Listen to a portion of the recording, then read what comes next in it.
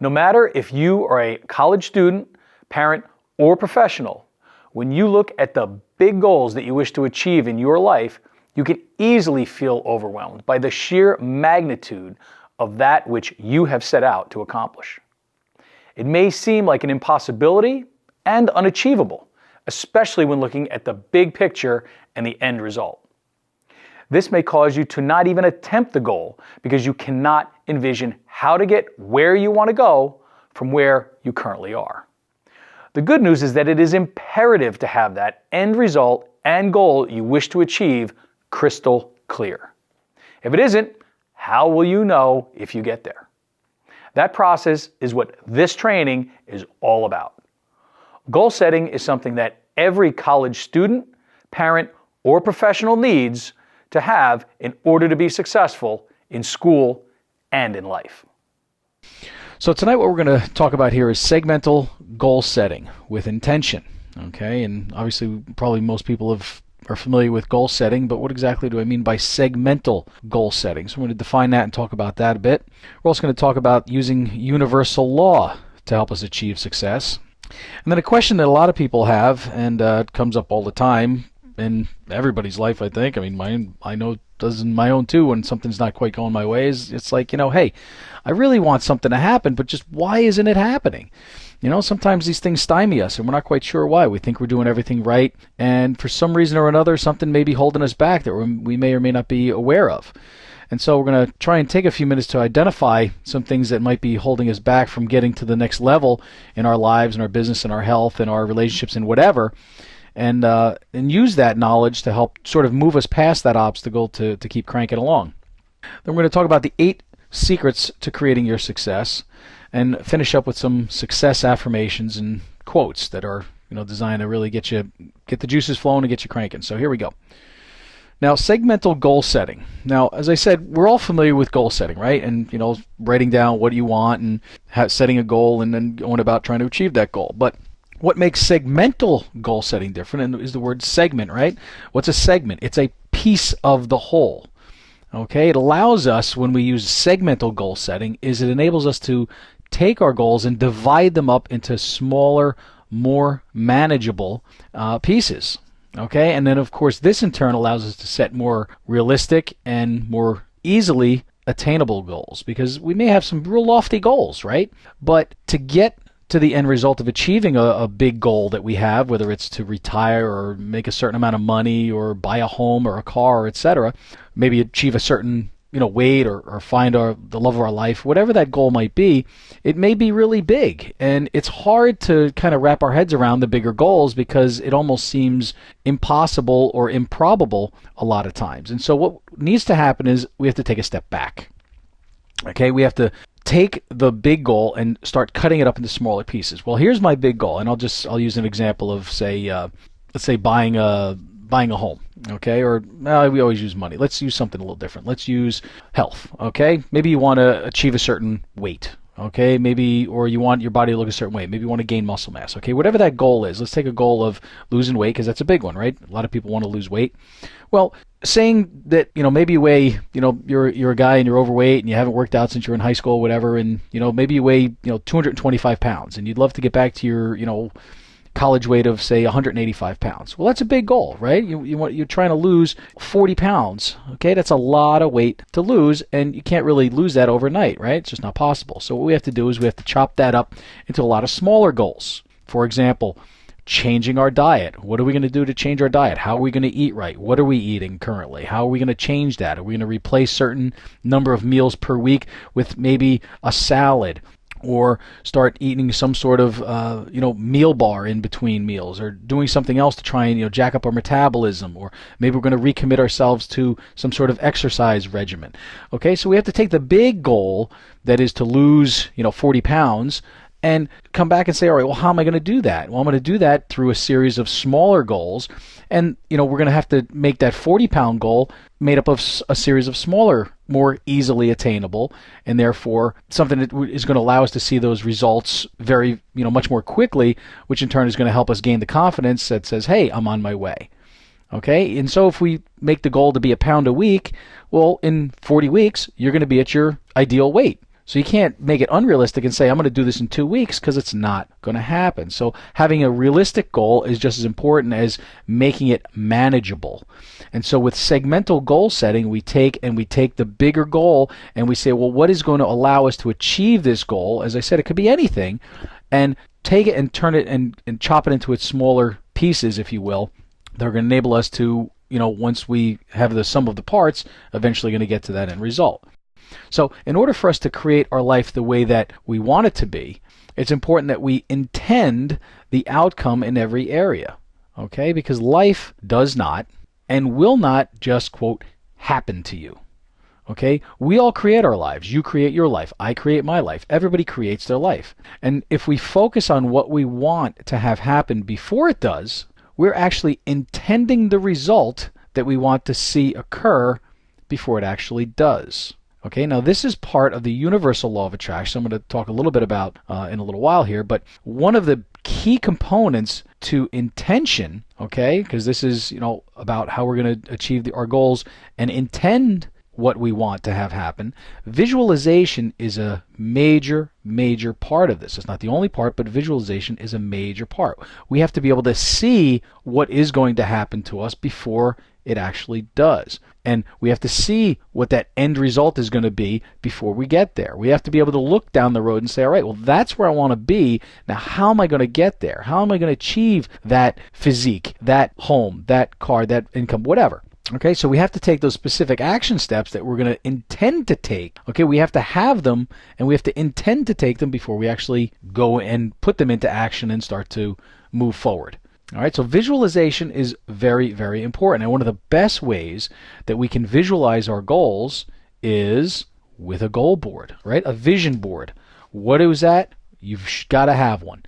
You're putting the images of what you want to have in your life, to become in your life, to come to you, to what you would plan on achieving, etc. on that. You visualize, you look at it every day. It should be in front of you in your office, in your home office, and wherever it is that it's going to be in front of you all the time. So you're constantly imprinting it on your subconscious.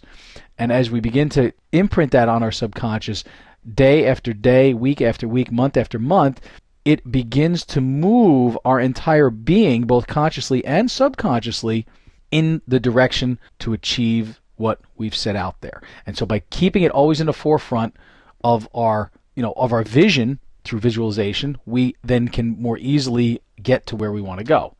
Now, visualization is one part of this, and another huge part of this is emotions. This is a critical component of intention, because this is a universal guidance system. It's like a GPS for our goals. Okay? Our emotions are going to elicit one of two things. They're going to either elicit a positive emotion in us or a negative emotion in us. And a positive emotion is going to generate positive vibrations in our body, and it's going to send those out to our surroundings. But, negative vibrations are also going to do the exact same thing, but they're going to bring more negativity to us because that's what we're putting out there. So this directly affects our bodies. So depending on the emotion that we're experiencing at any given point in time, that is what is going to be manifesting itself in our surroundings, in our environment, and in our future. So there's a key point here, and that is we can only experience a single emotion at any given point in time. Therefore, it is imperative that we are aware of our emotional state and hence the vibration that we're operating at in order to achieve the desired results. So, if you're not feeling well at any of the 4 planes of existence, and there's 4 planes here, the mental plane, the emotional plane, the spiritual plane, and then, of course, the physical plane, then that is going to have a direct negative effect on any and all of our intended outcomes. So, our physical plane, where we are right now, where you're sitting right now, in your home, in your car, in your office, in your wherever, how you look, what you're dressed like, all of that, the physical plane, everything around us that we can see and touch, is a direct reflection of the other 3, the mental, the emotional, and the spiritual. So depending on how we think, depending on how we feel, and depending on what we believe, this physical plane is going to be a reflection of them. So we have to be extremely aware of what we're thinking, feeling, and believing at any given point in time. And so we have to do as much as we can to ensure that we're in a positive place in every area of our life. It doesn't work if we're only feeling positive in a mental state of mind, if our emotional life is a wreck, if our spiritual, being is not at ease. These things are going to manifest themselves outwardly in our physical world.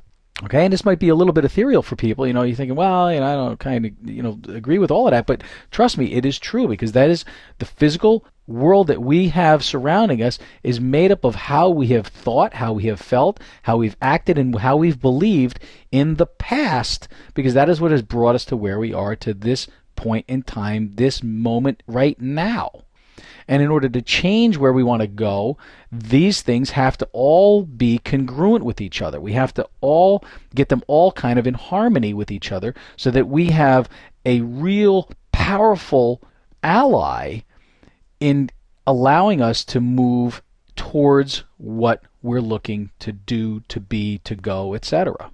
So if we're feeling well on all levels, that is going to have an incredibly positive effect on your outcomes. And of course, the reverse is going to be true too, but you have to be able to recognize that. So if what I'm saying right now is resonating with you on one or more of these, it's very important that you identify what could be causing some of the negativity or some of the disharmony that is occurring in any one of these. And of course, not being in a good place financially causes stress and strain that really, I think, moves across all of these. Okay? And, income and finances are a huge part of all of our lives. If you don't have money to pay the bills, now you've got a problem, right? Because now the lights are going off, or you're not in your home, or whatever. You can't pay the bills. That's not a good thing. So we have to do whatever we can, even when we may not be feeling like it, to keep ourselves in a positive, really good state as much as possible. It's not possible to do it all the time. I know that. I'm not naive enough to think that. Nobody can stay 100% positive 100% of the time. It's not possible. Things come up. Life gets in the way. There's problems with whatever, whether it's the family, the kids, the house, the car. There's things that come up. But we have to be able to change how we feel, and that's why I said your emotions are your guidance system here. If you're feeling rotten, or you're feeling bad, or you're feeling down, or you're feeling pissed, whatever it is, that negative emotion, you have to be able to identify it as quickly as possible and say, you know what, I got to get out of this. I have to turn this around. How can I turn this around? Well, it starts with you being able to visualize the end result and recognize that the current, quote, problem is simply just a little bump in the road. You will get past it. You will get through it. It is just temporary. Okay, so that's an important feature that we need to really be aware of here when we are intending certain results, but we also have to be aware of how certain things in our lives, or maybe even certain people in our lives, or certain situations, etc., have a direct or an indirect effect on one of these. And it's really, like I said, the physical is a reflection of the other three. So if we keep our mental, emotional, and spiritual states in check and in a positive way, that's going to help us in every area of our lives. Now, here's the bottom line. How can we apply this? Okay? How can we apply this? Well, before we start our day, we need to focus on what we want. And all of your creative power for the day is in this moment, but it projects out into the future. Okay? For example, if your intending statement is, I intend to feel great today, and you say that with strong emotion, then it's got to happen. It will happen. And this will work for everything. Okay? Even if it has to do with just driving yourself safely from one point to another. If you intend for it to happen, say, I'm going to be driving safely here. I'm not going to, there's going to be, not that much traffic. The other drivers are going to be courteous to me. I intend to get there safely and securely. You simply have to intend for that to happen. Is that going to happen 100% of the time? Well, maybe not. But I guarantee you it's going to happen more often than not if you intend for it to happen. And that's just a simple little example, but there's a whole, we can use it in every aspect of our lives. Okay, we can build our life, our income, our relationships, and our health in the same way. If you intend to be healthy, that's where you've got to start, with intending to be a healthy person. I've never had a sick thought, I don't think. I'm always thinking that I'm healthy. And you know what? I never get sick.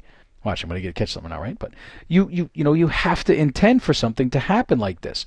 And if you don't, and you look at it and say, well, I'm not quite sure it's going to work, or, I bet you, if I go there and this is going to happen, this is not going to be good, you can't look at things with a negative slant. And if you find yourself doing that, you've got to catch yourself and say, no, why am I thinking that? Because it's only in our minds. This is only in your mind, what you're thinking right now. Is this good? Is this bad? It's only what your perspective is. Two people can look at the exact same thing, right? We've heard the analogy is the glass half full or half empty. You're two people looking at the exact same thing, and one person's going to look at the positive side of it, that is that it's half full, and somebody else is going to look at the exact same thing, but with a different perspective, and their perspective is going to say, oh man, it's half empty, right? So how we view different things in our life, in every aspect of our life, is going to have a direct and immediate impact and effect both now, but more importantly, it's projecting it out there into the future. And who knows what's going to happen down the road. So wouldn't you much rather be expecting and intending good things to happen than bad? Of course. Of course. So segment intending your way to the top is what many successful people do. So what I've done is I have just a list of general guidelines to help you develop your own segmental goal setting intentions here. Okay, now there's not specifics here. Okay, this is general because everybody's goals are going to be a little bit different, but here are some real, some guidelines that will help you develop your own. And the first one here is to intend to reach the top, that top level in your job, in your business, in whatever. Reach the top. Be the best you can at whatever it is. Be the best you can in your relationship. Be the best you can with regard to your health, in terms of making the right decisions and eating right and not eating, stuff that is bad for you.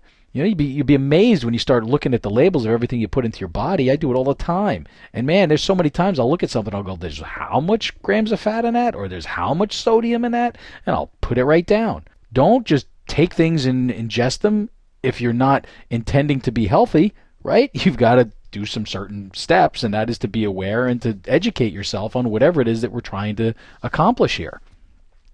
So if that is your desire and that's what you determine what to do and you intend it for it to happen, that is the first step. That is right out of the gate. That's what we've got to do, is intend for it to happen in the way that we expect it to and the way that we want it to. Now, starting from day one, bang, today, what are you going to do? What are you going to do today to move forward? Okay, so what we have to do is we have to create specific intentions, such as I intend to sell, for example, for a salesperson, a certain amount of products today. Or I intend to make a certain number of phone calls today. Does this sound familiar? It should, because these are basically your action steps, right? These are action steps to help you figure out what has to be done every day. What are you going to do today? What are you going to do tomorrow? What are you going to do the next day, and the day after that, and the day after that, and the month after that, and the year after that? We've got to take and break it down, but we've got to start with day one. So what's going to be done today? Now, today is almost over. It's the end of the day as I'm recording this, but we have to start right now. Don't put it off. And then you have to get in action and start making these things happen. Don't intend to do it and then not do anything about it. That's not going to do any good, right? You've got to intend to do it and follow through. So the follow through is what, unfortunately people sometimes have a problem with, right? What do they say? The road to hell is paved with good intentions? Sure, because you intend to do something, but you just don't seem to get around to it. Or something gets in the way, or an excuse is made, or something comes up and it just is that much easier for us to say, it's not going to happen today. I just have to deal with it tomorrow. Okay, how many times have we said that? I've said it. I'm sure you've said it. We've all said it. We've all put things off. We've all procrastinated a little bit. But if we've got our roadmap out there for ourselves to follow, if we know where we're going, when we know where we're heading, and then we commit, right? We've got to make the commitment to ourselves to make it happen, then it's going to occur. That leads me right into number 3 here, which is to work on the personal development aspect of ourselves. every single day. We've got to feel good. We can't feel bad. And so what we've got to do is create specific intentions related to personal development. Okay, I've preached this over and over and over the years, but something as simple as reading 10 pages a day does wonders. Because if you're reading a good, positive 10 pages a day, consistently, day after day after day after day, now it's becoming a part of you. Now you are in that habit. Now what you're doing is beginning to have additional, really, ammunition in your arsenal because you're improving yourself on a daily basis. And so if we continually are improving ourselves, we can't help but get better, even by doing something as simple as just reading a little bit every day.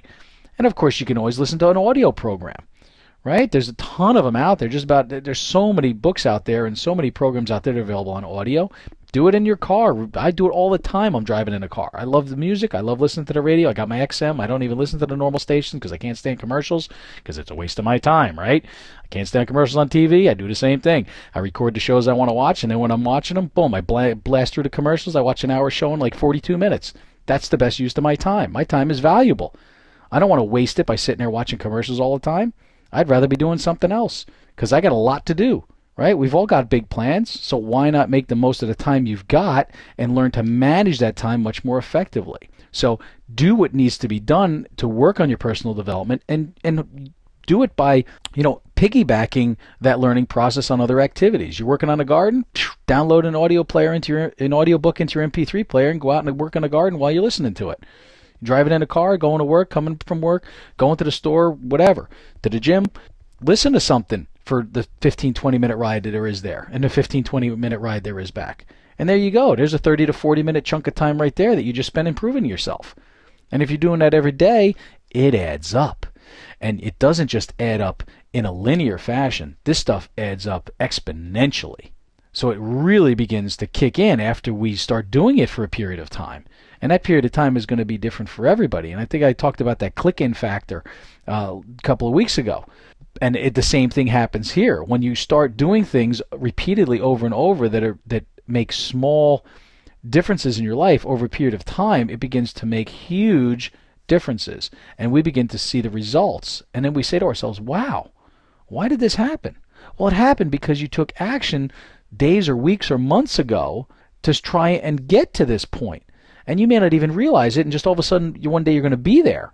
Or you're going to achieve what you're looking for, whether it's the weight that you were looking to get down to or the income you were looking to achieve or whatever. You're going to get there and you're going to go, taking those little steps every day really did make a difference. Because look how fast every single day goes by. Every day flies by. We all get 24 hours in a day, and man, those 24 hours just never seem to be enough, do they? No. So do little things to maximize your time. Right now there's a football game on. I'm taping it. I'm going to go blow through that game in half the time later, maybe even less than half the time because of how many commercials they put in after every play, after every kickoff, after every timeout, every 2-minute warning, etc., etc., etc. Right? Do what you need to in order to maximize your time. Maybe I'll do a webinar on time management next time because that's a huge topic that I'm sure everybody would be, able to gain something from because it's something that is very important as we all lead super busy lives, right? Okay, next topic we're going to talk about here is how we can use universal law to achieve success. Now, the single most important universal law that's going to allow us to achieve success faster than anything else is the law of attraction. We've talked about the law of attraction before. I'm a huge fan of the law of attraction. I've seen it work in my own life repeatedly, many, many times. It is just an amazing thing. There's plenty of other universal success laws. I have a whole webinar series on that you can refer back to and learn about all of those. But the law of attraction is not complicated. It's not difficult to comprehend. It's not hard to follow. Yet it has a proven track record of success for people of all types. The law does not care. It does not matter how smart you are. It doesn't care how educated you are. It doesn't care how talented you are. It doesn't even care how good looking you are, right? It doesn't matter. All that matters is that you follow the proven steps in the law to harness its power for yourself in your daily life. And the law of attraction is simple. It's just like attracts like, right? If you haven't watched The Secret, watch The Secret. In a nutshell, there's the 5 steps. I'm not going to go into detail because we've seen this all before. You should have seen it before and you should be using it. But if not, for those that haven't, here they are. You first have to decide and know what you don't want. So if you don't want to have to be stressed out about bills, or if you don't want to be at the weight that you're at, or if you don't want to be in a relationship that you're in, or et cetera, well, guess what? It's easy to figure out the things we don't want. It's real simple to say, what don't I like? Well, I don't like seeing the bills coming in. I don't like having a car payment. I don't like having a mortgage payment. I don't like whatever, right? So it's easy to know what we don't want. And now we can use that to turn around and get crystal clear and help us decide on what we do want, which is the second step, right? Using that to decide what we do want. So if it said, I don't want to be at this weight, well, then what do you want? Well, I want to be at an ideal weight that's 40 pounds less than where I am right now, right? The third step, clearing all our limiting beliefs and doubts about achieving it, whatever it is. Okay? Again, this is used for everything and anything. Then, once we have cleared those beliefs and doubt, and we know beyond the shadow of a doubt that it's going to happen, that it's achievable, and we know it's achievable because other people have done it before us, right? Other people have dropped weight. Other people have achieved the income. Other people have, et cetera, right? As long as one other person has done what you want to do, there's no way you shouldn't believe it's not possible for you. So we clear those beliefs. Then we have to get into that same emotional state that we would be in as if we've already achieved what we want to have, what we want to be, what we want to do. Okay? And so that involves the power of the emotions that we talked about prior, a little while ago, about how strong and how powerful the emotions are in helping us get to where we want to go by invoking them and getting ourselves into the right vibration, the right vibratory state. Okay, we want to be in a state of positive vibration so that we're sending that energy out around us, which is going to bring more of it to us. And then the last step, the hardest step, is for us to just let go and let it happen and not worry about how it's going to occur. We just have to say it's going to happen. We have to believe it, and we have to believe it wholeheartedly. And, in hand with this, and I've kind of added this myself in here, is when our why is clear in terms of, why am I doing this? Well, if I'm, again, going back to my example of why do I want to lose the 40 pounds? Well, because I want to be healthy. Because I want to be around for my kids and my grandkids when they're older, right? So, there should be a very strong, powerful why attached to whatever it is that you're looking to achieve. And when we have that why and it's clear, the how is going to present itself. Okay? So a strong why leads us to what we've got to do it. So getting clear on it is really the key to this. Okay? So that's the law of attraction. Now you got to use it, right? And if we just remember that thoughts that start right up here, okay, we've got our thoughts. Those thoughts lead to feelings, right? Because if we think a certain way, it's going to make us feel a certain way, right? If you're thinking about laying on a beach and catching a suntan and sipping a Mai Tai at your beach house in Cancun, well, guess what? That's going to lead to a pretty good feeling, isn't it? You're thinking right now going, oh, man, yeah, wow. With somebody on the call here from Calgary saying it's freezing up there, right? No, wouldn't you rather be on a beach? Well, maybe not. I don't know. But most people, yeah, it sounds fantastic, right? I'd love to be up there. So you're all of a sudden now you're getting into that good feeling. What does that feeling do? It's going to start to force you now to produce some sort of action based on that feeling, okay? So what is that action going to be? Well, it's going to depend on what you're thinking and what you're feeling, okay? But once you have those actions are starting to be done, it's going to ultimately lead you to whatever the end result is. Okay, and we've got to remember that this works both ways. It can work for us in a positive way, but it can also work for us in a negative way. So be extremely cognizant of what you're thinking and what you're feeling, because that is what's going to start you down the right path or the wrong path.